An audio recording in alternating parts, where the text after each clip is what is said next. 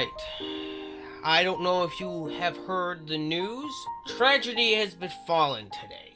James Earl Jones, the legendary actor, has passed away. He was 93 years old. He is most well known for the voice of Mufasa from Disney's The Lion King, and he was also very well known for the voice of Darth Vader. May the man rest in peace, and God bless his soul. This is one of the few times that I'm going to make an exception on my channel to do a video on a subject I don't normally talk about, which is Hollywood actors. But since this is James Earl Jones, I think this is fitting. Let me go ahead and read this article. Legendary actor James Earl Jones, best known for his innumerable movie roles and the booming voice of the character Darth Vader in the Star Wars franchise, has died. His representative confirmed to ABC News he was 93 years old.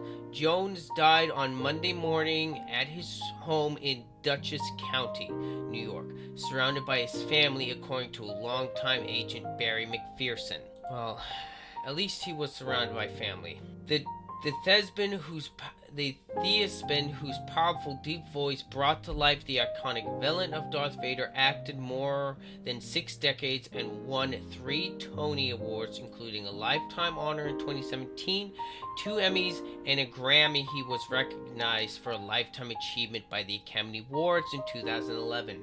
Jones was born in 1931 in Mississippi and famously battled a severe stutter as a child. People who would come to the house and there be introduction made, and I couldn't introduce myself, he told PBS in 2014, of just how bad the affliction was back then.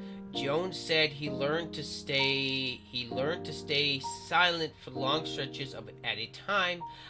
I found it was so good sometimes, because silence isn't bad. It's good to listen. And I learned to listen, Jones told PBS. It was the stutter that led Jones into acting after a high school teacher used poetry to help him speak more clearly.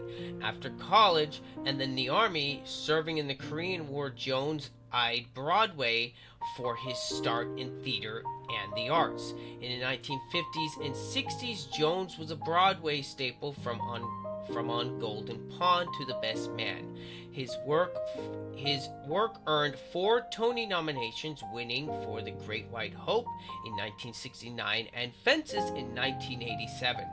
Almost simultaneously, he was garnering acclaim on the TV as well.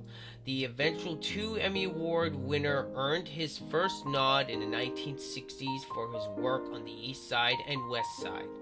He picked up both his Primetime Emmy wins in 1991 for his supporting actor in the miniseries Heatwave and the Best Actor for the series Gabriel's Fire. He also won a Daytime Emmy for the children's special Summer's End in 2000. Jones later earned his first Oscar nod, accepting The Great White Hope, to the silver screen in 1970.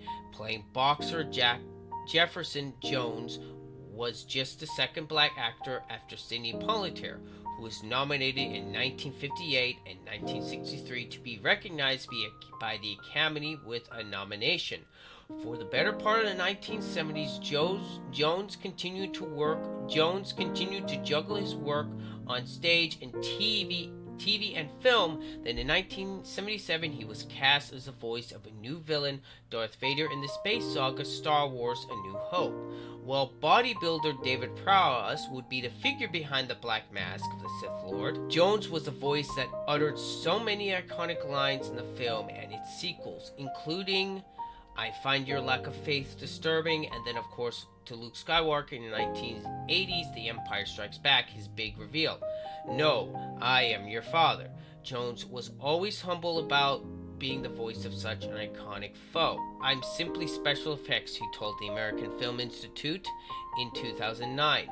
About voicing a character who is physically played by someone else, George Lucas wanted pardon the expression, a darker voice, so he hires a guy born in Mississippi, raised in Michigan, who stutters.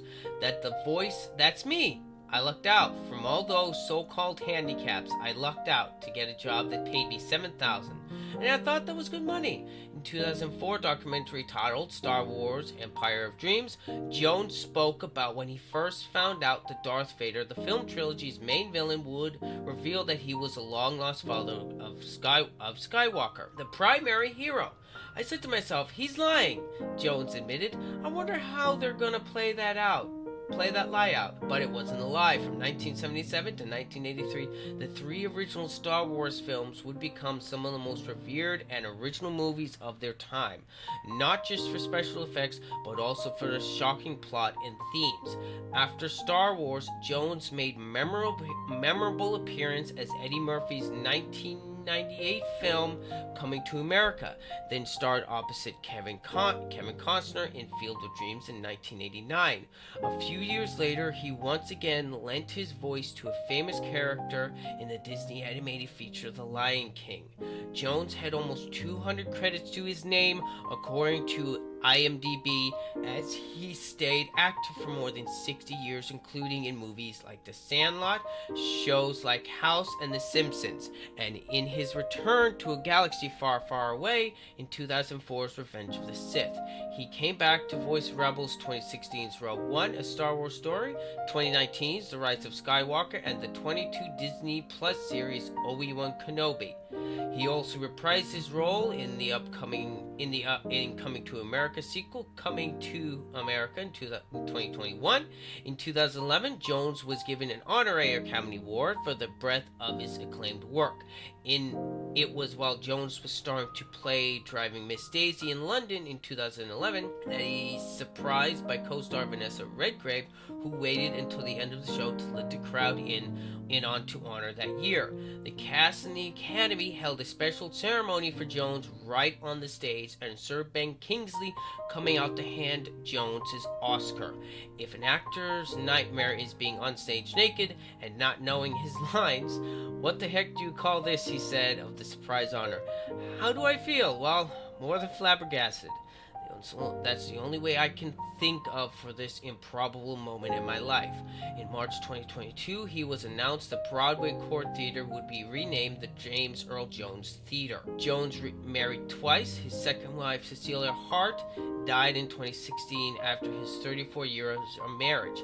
The couple is survived by their son, Flynn Earl Jones. If there was any actor that was going to hit me hard for passing away, it would be James Earl Jones. He has been in so many movies, and he has had a phenomenal career. And I completely forgot he was in Field of Dreams. It's been a while since I've watched that film. Great film, by the way. I might watch it again at some point. So, James Earl Jones, thank you for all the memories. May you rest in peace, and may God bless you. Anyway, that is all I have for this topic. I was hoping for a better day, but the best I can do to honor this man is to do a video and put it up on YouTube. James Earl Jones, I hope you're in heaven, and I hope everyone has a blessed day. Have a blessed rest of the week. Thank you so much for watching. This is Ryder. I'm out.